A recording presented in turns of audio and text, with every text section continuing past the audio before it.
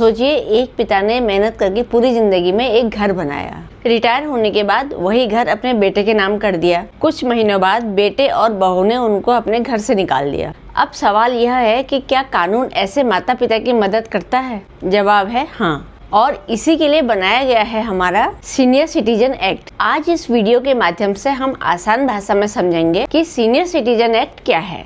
नमस्कार दोस्तों, मैं advocate Veena Joshi, currently practicing in Supreme Court and Uttarakhand High Court. Senior citizen act क्या है, आइए समझते हैं। इस कानून का पूरा नाम है maintenance and welfare of parents and senior citizen act 2007। इस कानून को इसलिए बनाया गया क्योंकि देश में ऐसे बहुत से मामले सामने आने लगे थे जहां माता पिता अपनी पूरी संपत्ति अपने बच्चों के नाम कर चुके हैं, लेकिन बाद में उनके बच्चे उनको घर से निकाल देते हैं। ऐसी स्थिति में बुजुर्गों को जल्दी और सरल कानूनी सहायता मिले, इसी उद्देश्य से ये कानून लाया गया है। आइए समझते हैं सीनियर सिटीजन क्या होते हैं और इनकी कैटेगरी क्या होती है। इस कानून के अनुसार सामान्य रूप से 60 वर्ष या उससे अधिक के आयु के व्यक्ति को सीनियर सिटीजन माना जाता है और जो 80 साल से ऊपर होते हैं उन्हें सुपर सीनियर सिटीजन कहा जाता है। लेकिन एक बात बहुत लोग नहीं जानते हैं, इस कानून में पेरेंट्स और सीनियर सिटीजन दोनों के लिए अलग अलग प्रावधान है। कुछ मामलों में माता पिता की उम्र 60 वर्ष से कम होती है,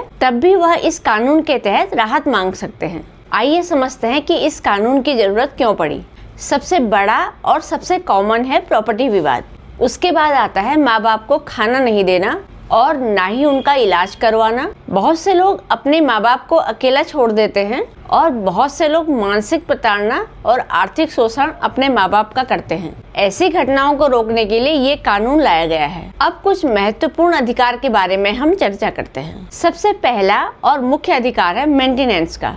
बच्चों की जिम्मेदारी है, यदि माता पिता अपना खर्चा नहीं चला पा रहे हैं तो वह उनकी सहायता करें। मेंटेनेंस केवल पैसों से नहीं होती है, बल्कि इसमें भोजन, रहने की व्यवस्था, कपड़ा और इलाज भी शामिल है।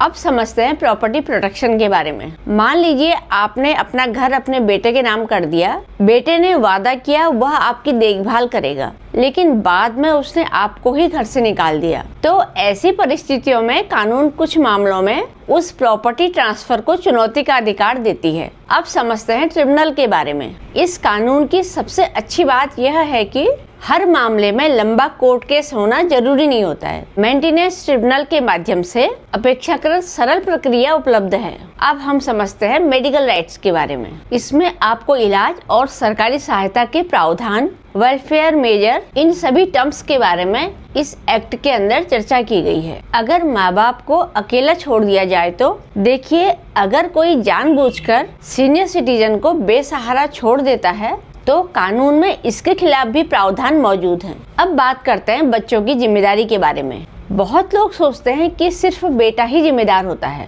ये वाक्य पूरी तरह से सही नहीं है। कानून परिस्थितियों के अनुसार योग्य संतान पर माँ बाप की देखभाल और उनका भरण पोषण करने की जिम्मेदारी डाल सकता है। आइए चर्चा करते हैं सबसे बड़ी गलतियों के बारे में जो लोग करते हैं। भारत में लाखों लोग रिटायरमेंट के तुरंत बाद ही अपनी पूरी प्रॉपर्टी अपने बच्चों के नाम कर देते हैं, बिना किसी सुरक्षा के। बाद में जब विवाद होता है तब परेशानी शुरू होती है। इसलिए कोई भी बड़ा प्रॉपर्टी डिसीजन लेने से पहले कानूनी सलाह जरूर लें। सीनियर सिटीजन एक्ट केवल कानून नहीं है, यह उन माता पिता की सुरक्षा के लिए बनाया गया है जिन्होंने पूरी जिंदगी अपने परिवार के लिए मेहनत की। अगर आपके घर में माता पिता या दादा दादी हैं, तो यह वीडियो उनके साथ जरूर शेयर करें ताकि उन्हें अपने अधिकारों की जानकारी हो सके। आशा करती हूँ कि आज की वीडियो आपको अच्छी लगी हो और इसी तरह कानून से जुड़ी जानकारी सरल भाषा में प्राप्त करने के लिए चैनल को सब्सक्राइब करें। धन्यवाद।